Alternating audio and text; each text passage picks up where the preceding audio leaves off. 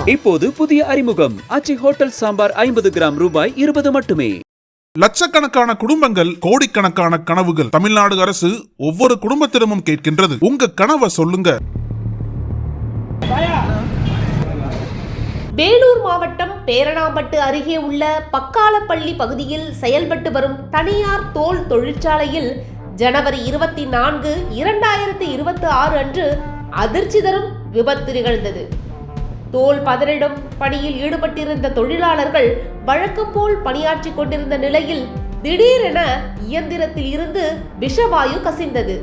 இதனால் அப்பகுதியில் பணியாற்றிக் கொண்டிருந்த ஷேக் அலி மற்றும் ஜமால் பாஷா ஆகிய இருவரும் மூச்சு திணறல் ஏற்பட்டு மயங்கி விழுந்தனர். உடனடியாக அங்கிருந்த ஊழியர்கள் அவர்களை மீட்டு அருகில் உள்ள ஆம்பூர் பகுதியில் உள்ள தனியார் மருத்துவமனையில் சிகிச்சைக்காக அனுமதித்தனர். ஆனால் மருத்துவர்கள் பரிசோதனைக்கு பிறகு இருவரும் ஏற்கனவே உயிரிழந்து விட்டதாக தெரிவித்தனர். சம்பவம் குறித்து தகவல் அறிந்த பேரணாம்பட்டு காவல்துறையினர் உடனடியாக சம்பவ இடத்திற்கு விரைந்து வந்தனர். அவர்கள் இரு உடல்களையும் மீட்டு பிரேத பரிசோதனைக்காக பேரணாம்பட்டு அரசு மருத்துவமனைக்கு அனுப்பி வைத்தனர். இந்த விபத்து குறித்து பேரணாம்பட்டு காவல்துறையினர் வழக்கு பதிவு செய்து விசாரணையை தீவிரமாக மேற்கொண்டு வருகின்றனர். தோல் தொழிற்சாலைகளில் ரசாயன பொருட்கள் மற்றும் வாயு சார்ந்த செயல்முறைகள் அதிகம் இருப்பதால் பாதுகாப்பு நடவடிக்கைகள் மிகவும் முக்கியமானவை. இந்த சம்பவம் தொழிற்சாலைகளில் விஷவாயு கசிவு தடுப்பு நடவடிக்கைகள், தொழிலாளர்களுக்கு பாதுகாப்பு உபகரணங்கள் வழங்குதல் மற்றும் விழிப்புணர்வு பயிற்சிகள் அவசியம் என்பதை மீண்டும் நினைவூட்டுகிறது. இத்தகைய விபத்துகள் தொழிலாளர்களின் உயிருக்கு ஆபத்தை ஏற்படுத்துவதோடு குடும்பங்களையும் பாதிக்கின்றன.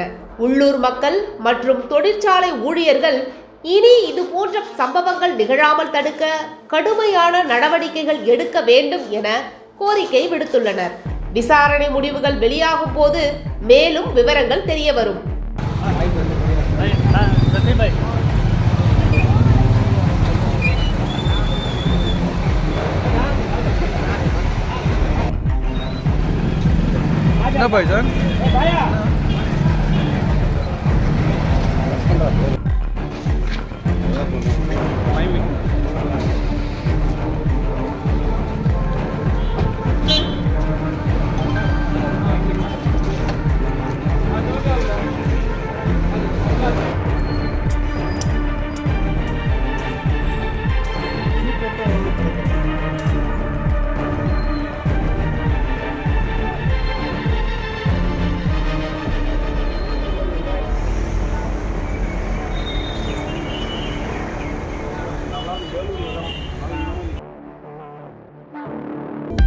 அனல் பறக்கும் செய்திகளை அப்டேட் செய்து கொள்ள நக்கீரன் களத்தை இப்பவே சப்ஸ்கிரைப் பண்ணுங்க.